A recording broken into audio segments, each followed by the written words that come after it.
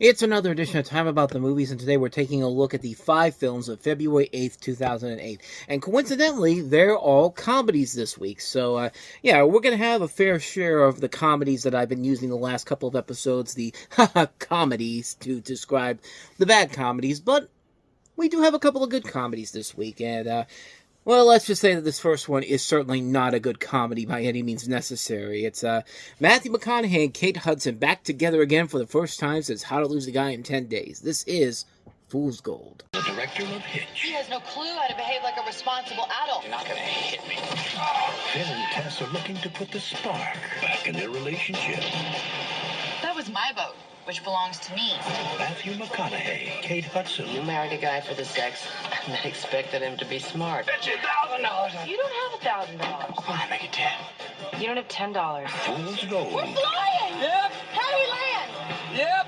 Rated PG-13 starts February 8th. Yeah, so needless to say, this is a film that was trying to capture the magic and spirit of Romancing the Stone and the Jewel of the Nile, the Michael Douglas, Kathleen Turner movies of the 80s, and didn't quite work out well. Even with the director of Hitch on board here, this is not a very good movie. And it follows Hudson and McConaughey as a divorced couple who rekindle their romantic life while searching for a lost treasure. So they're recently divorced, so of course they're going to be bickering and going at each other through the entire movie. And I'm sorry, that's not a fun thing. That's not fun to watch at all. And I don't care if it's people like Matthew McConaughey or Kate Hudson. I'm sorry. Bickering couples is not fun to watch, especially if the comedy is not funny at all. And the comedy in this is not funny at all. Like, this movie could have just easily been a bad romantic comedy, but no. We gotta take it to the extreme levels here. We've gotta have these such talented actors, not just McConaughey and Hudson, but Donald Sutherland is wasted in this movie. You know, Ray Winstone, who was just in Beowulf at this time, is really bad in here. Kevin Hart is in this movie. Malcolm Jamal Warner playing these really bad stereotypical Caribbean gangsters. You have a lot of gay jokes all across the movie that make no sense whatsoever. Like, why are these in here? The daughter of Donald Sutherland's character is supposed to be the other love interest in the movie, but she's not even that. She looks like a teenage girl. Like she looks very underage in this movie. And I know this actress is much older than she comes off, but she does not look very convincing as an older woman. No, she looks like somebody who should be very underage, and you should definitely check her age first before you start asking questions about whether or not is she single or not. But yeah, the movie itself is just a bad film. It's not funny, it's not creative, the mystery isn't that engaging. The offensive humor is just all over the place. I just don't get why they thought they needed to add this into this movie. It's terrible. It's a really bad movie. It's a lazy film. It's so awful. What more do you got to say, man? Fool's Gold. You'd be a fool if you to see this movie. Avoid this one like the plague. So with that said, let's go ahead and move on to the other big comedy that came out this week, and a good comedy for once. Let's take a look at Welcome Home, Roscoe Jenkins. And before you say anything, let's just open it like this. Here, let's do this. Roscoe Jenkins! Going back home is never easy. My family, they don't respect me. You got the picnic tablecloth fans. Hey, boo-boo, let me get another picnic basket. Prepare Get that dog out of my kitchen. This ain't sanitary. to relate. That makes no damn sense. Martin Lawrence. I'm about to strike you out, player. They done knocked the wig off and everything. Welcome home, Roscoe Jenkins. I sincerely apologize for the way that I opened that before we got to the trailer, but I had to do it, man. You know, I mean, come on. Obviously, you know the meme, Leroy Jenkins, and of course I got to do the Roscoe Jenkins. I don't even know if that's the move that guy did in the World of Warcraft game when he did that, but was it even World of Warcraft? I don't even remember, but anyway, the point here is that we have a new Martin Lawrence comedy called Welcome Home, Roscoe Jenkins, directed by Malcolm D. Lee, who did the Best Man movies, and this is a film where he plays a talk show host having to confront both his Southern roots and his entire family during his parents' wedding anniversary, the parents played by Margaret Avery and James Earl Jones. And of course, you have all these scenarios going on behind the scenes with all the family involved. It's another one of those family reunion comedies that we've been getting a lot of as of recently. The Family Stone, Dan in Real Life, This Christmas.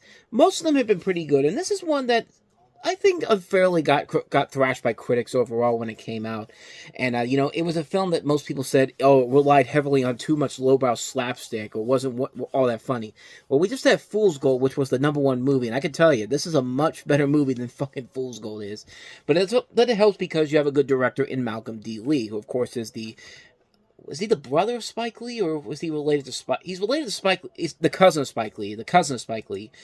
And he's done a lot of movies that I have really enjoyed. I think are actually really funny. I've liked the Best Man movies. I've liked, Undercover Brother. I thought was pretty good.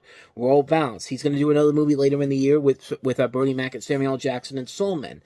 The worst thing he's ever directed is Scary Movie 5, and even then, it's not that it was a bad movie. It completely goes against everything of what the Scary Movie films were supposed to be, like in terms of how the quality of the comedy was in that movie. But yeah, he's directed a lot of really good stuff, and I think it helps that you have a solid cast working around him. Like, this is one of the few movies where Cedric the Entertainer's really good. You could say that he's actually pretty funny in here. You've got Martin Lawrence in a cast that also includes Mike Epps, Joy Bryant, Nicole Ori Parker, Michael Clark Duncan, Louis C.K., Atheon Crockett, Monique. I mean, there's a lot of good talent in here that can elevate this movie to another level and make it an enjoyable film, and I think it works very well to the film's advantages. And hey, Martin Lawrence gets a chance to play the smart brother again a couple years later in the remake of Death at a Funeral, so there you go. But yeah, I actually like this movie. I think it's a very fun film overall. It is certainly the better Martin Lawrence comedy that comes out in the first part of the year because, we'll save that for College Road Trip next month because, oh boy, that's another one of those bad comedies that I'll get into eventually. But, yeah, I thought this was a pretty good movie. It's actually a fun film. I enjoyed it a lot, so I do recommend it. Definitely check out Welcome Home, Roscoe Jenkins, especially if you like Malcolm Lee's other works. So, with that said, let's go ahead and move on to the next movie, which is another really good comedy that kind of came under the radar. It's it's a stand-up comedy film, but it's still a good comedy. It's Vince Vaughn's Wild West comedy show, 30 Days and 30 Nights, Hollywood to the Heartland. If you thought the assassination of Jesse James by the coward Robert Ford was one of the longest titles ever, I feel sorry for the theater owners that had to put that title in there when they had to put this movie out. He has killed in Tucson, Memphis, Chicago, and in countless cities in between. Show us your boobs! I feel like I'm in a Girls Gone Wild video. I'm Vince Vaughn. Put your hands together for Wild West Comedy Show. This February. Yeah, we're taking a bus and going all around on a bus. And what do you do here in Lubbock? My fiance. Very nice. They came. I always carry a scene from Swingers with me. Anybody could have done your part. I think Herbie the Love Bug could do it. Who's the big winner here tonight at the casino, huh? Mikey. They saw.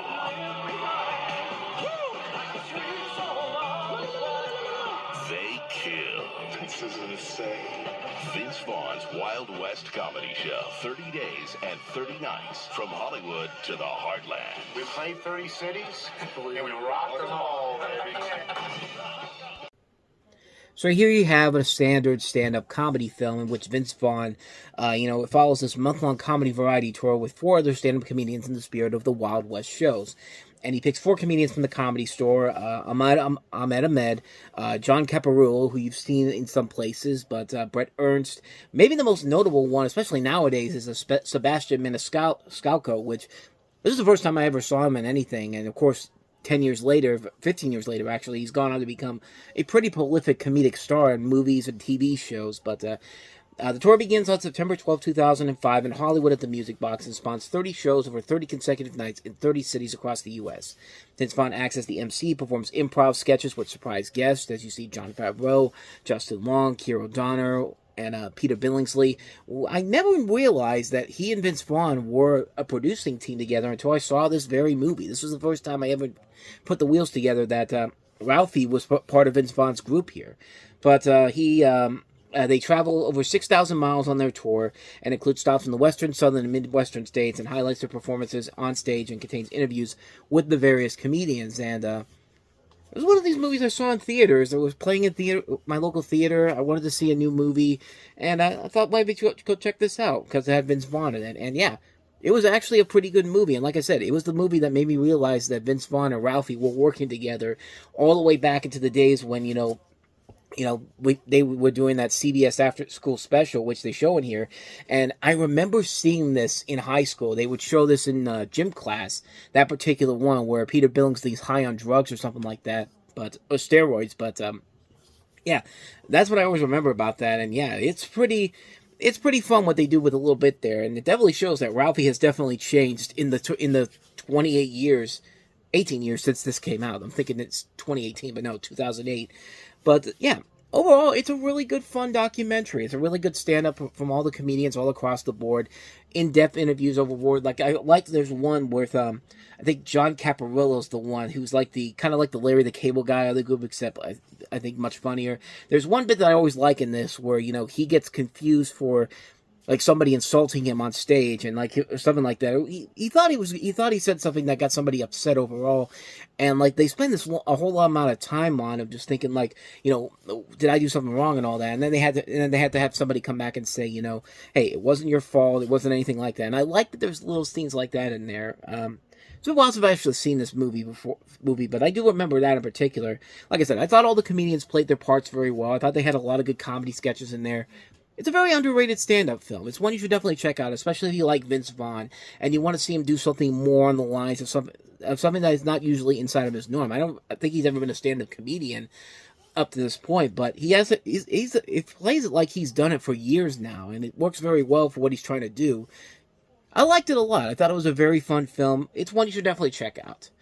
And here's another good comedy that came out this weekend. Easily the best of the bunch. Colin Farrell, Brendan Gleeson, and Peter Dinklage, and Martin McDonagh's In Bruges. At a hideout in Bruges. Where's that? It's in Belgium. Blend in with the tourists. Been to the top of the tower? Well, you lot ain't going up there. What exactly are you trying to say? They're a bunch of elephants. I'll conceal your identity. Blakely? Yes. No, Mr. Cranham. No. Yes, Mr. Blakely. Yes. And stick to your getaway plan. I'm going to go back to my room, see if I can escape. Okay, on a count of 1, 2, 3, go. Who says it? Oh, you say it. 1, 2, 3, go! In Bruges. What is your name? Derek, Pearl, Laurel. Rated R. So in the movie, after a job goes wrong, a hitman named Ray and his partner await orders from their ruthless boss in Bruges, Belgium, and the last place in the world Ray wants to be at. And this is directed by Martin McDonagh, who of course recently did The Banshees of Inisherin, which was another really good movie, and he also did Seven Psychopaths and also 3 Billboards Outside of Ebbing, Missouri, which was also an Oscar winner in general. This one did not win any Oscars, although it was indeed nominated for Best Original Screenplay that year, but it lost out to Milk. But for a first-time feature-length directorial debut from this guy, he really does show what makes him so great as a director overall. I think he does a great job of handling this type of comedy that's very similar in the veins of something that Guy Ritchie would have done back in the day, like a mix of that mixed in with a little bit of the Boondock Saints. And I think it works when you have people like Colin Farrell and Brendan Gleeson and Ralph Fiennes in here. All great actors, all people who have shown what they can do as actors in general. And it's a really good movie, and Peter Dinklage easily has the best scene in the entire movie. It's a scene where, he shows up in here, and it's crazy. He really does hold out in this movie. He has the most memorable lines in the film. I've just kept saying that it's Peter Dinklage in this movie playing the dwarf character, and I've been completely wrong on that. I've had this feeling for the last 17 years that the little guy in the movie is Peter Dinklage, but that is not the case at all. The man who actually plays this is a guy named Jordan Prentice. So, Peter Dinklage, I apologize to you, and I especially apologize to Jordan Prentice, because this is why I clearly need to do my research and go back and watch the movie again, because, watching the trailer again, you can easily tell that Jordan Prentice and Peter Dinklage are not the same guy. And so, I sincerely apologize to both of them. But Jordan Prentice, you were pretty good in the movie. I do remember you being pretty good in the movie and having one of the funnier lines in the movie. But, that should have been something I should have easily looked up beforehand. Because I was thinking about it. It's just I'm looking at because I have my Wikipedia page here, so I have the information here in case I need to look for a name. And I couldn't find Peter Dinklage's name anywhere. I'm thinking, where is he? I thought he was in this movie. And and I looked online and it's just that's not Peter Dinklage. And again, I'm sorry for that, but like I said, I'll say this: Jordan Prentice is really good in here for the little bit that he's in. He is the breakthrough star of the film, and yeah. Despite me completely getting the cast completely wrong in this is a really good movie and one you should definitely check out. In Bruges. I'm gonna stop right now because I'm already screwing up every single name in here. I've been doing this a lot recently. I've been screwing up all the names of who's in these movies or not.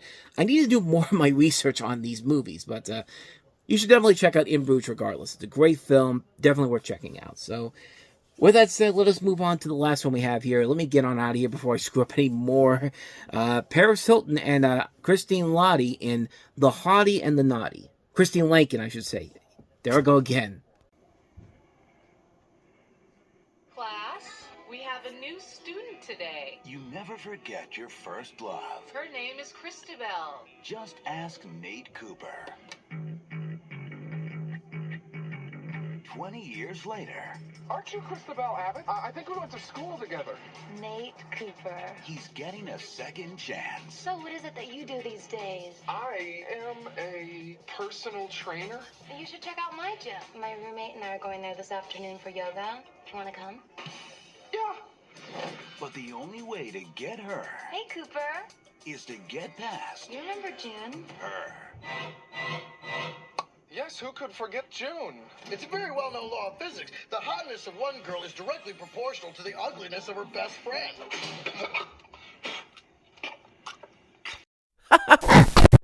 Yeah, look at how disgusting that woman is. Clearly, if you look up Christine Lakin in real life, you could tell that she is probably much uglier than Paris Hilton. Oh, wait. No, she's not. She's actually kind of hot. And much hotter compared to Paris Hilton back in 2008. 2025, that might be a different exception, because I don't know why, but Paris Hilton in 2025 looks much, much hotter now than she did in 2008. More hotter than Christine Lakin? I don't know. I'd have to look at both pictures from then and now, but this is The Hottie and the Nottie, and you can already see the BS that this movie is. Essentially, what's the plot? You ever seen that American Dad episode where Steve wants to go and bang the hot chick when she won't date him unless she finds a date for her ugly best friend, played by Marissa Jared Winokur from Stacked and Hairspray? Yeah.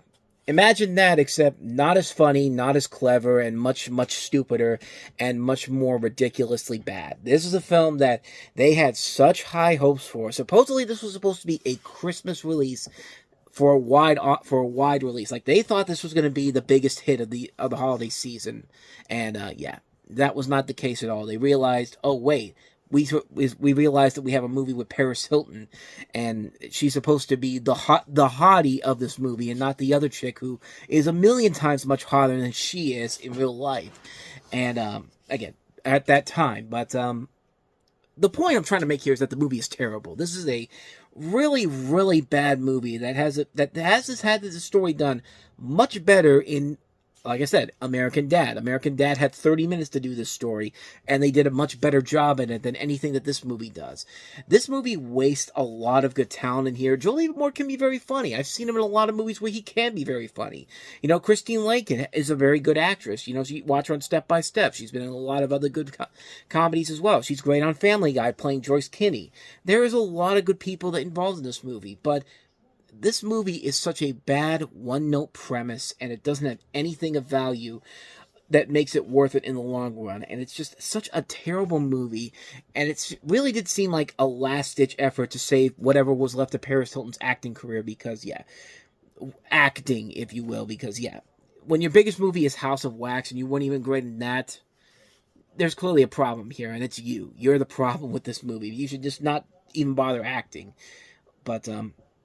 But then again, I'm not the one I'm not the agent that's telling a hotel heiress to do whatever she wants. She pretty much can do whatever she wants at this point.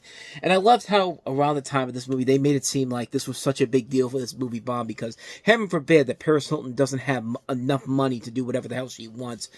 And yeah, there's a reason why this movie has not had any notable significance since it came out, because everyone knew it was bad right from the get-go, and nobody went to go see it. And quite frankly, I don't really need to tell you why that is, because it's such a bad concept, it's such a bad idea for a film, and it's just like, like, just go and, like I said, go and watch the American Dad episode where Steve has to do the exact same thing, because it's much funnier, much more enjoyable, and it has a lot more memorable moments to it than anything that this pile of garbage does. So, yeah, you can avoid the Hottie and the Nottie as much as you can. Avoid it like the plague. So, yeah, that's the Hottie and the Nottie for you.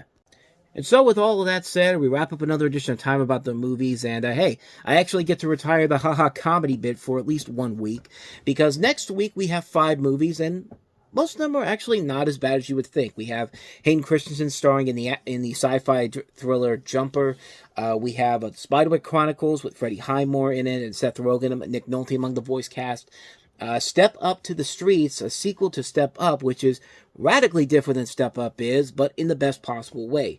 And we do have one new comedy with Ryan Reynolds, Rachel Weisz, Isla Fisher, Elizabeth Banks, and Abigail Breslin, Definitely Maybe, which is a good comedy. And also on here we have George A. Romero's latest film, Diary of the Dead. So 5 films overall to take a look at. We'll take a look at all those movies coming up on tomorrow's show. But until then, thank you so much for watching. And if you want to see more videos like this, please go ahead and hit the playlist on the next page. Check out the previous episode. And also, don't forget to hit the like, subscribe, notification button, and the bell. That's when you get updates on when new videos when they come out. And we do post new videos here every day. So with all that said, I am off. I will see you guys next time. And until then, as always, take care.